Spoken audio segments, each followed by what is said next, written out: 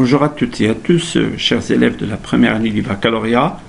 Alors c'est toujours un grand plaisir pour moi de vous retrouver pour vous dispenser certains cours vous permettant de vous préparer au mieux à l'examen régional qui aura lieu en septembre. Alors dans cette autre capsule vidéo, alors je vous ai préparé un tableau qui reprend en quelque sorte les différentes caractéristiques des trois œuvres que vous avez au programme de la première année du baccalauréat.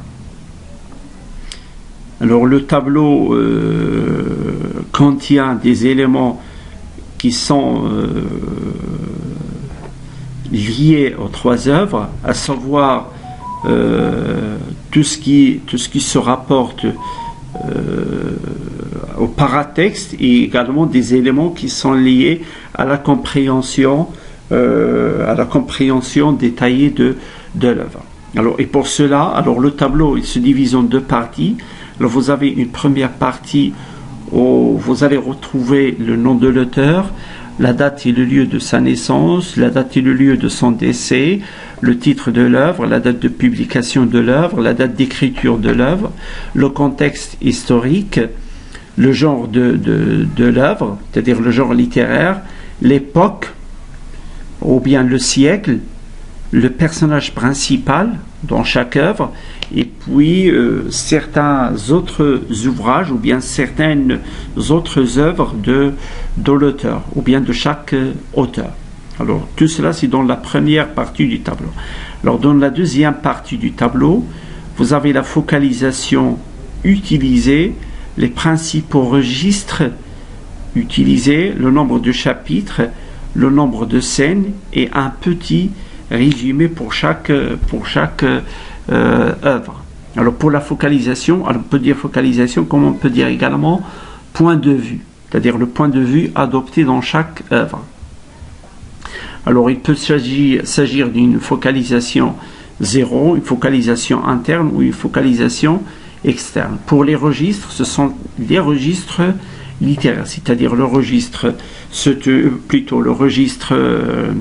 pathétique, le registre comique, le registre tragique, le registre polémique, etc.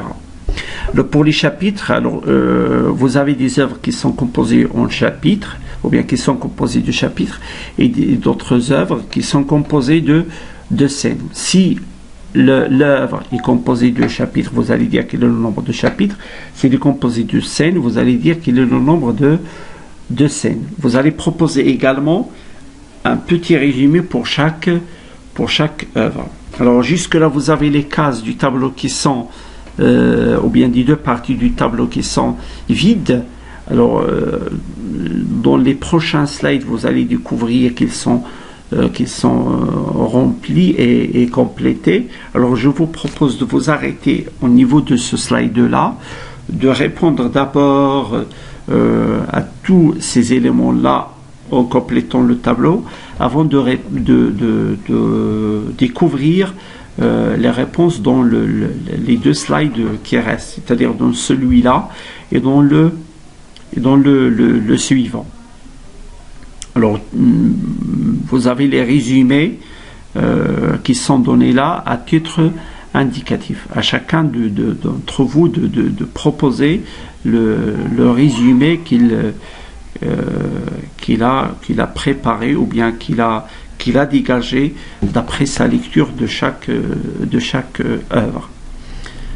Alors, merci à toutes et à tous et bonne chance pour la suite.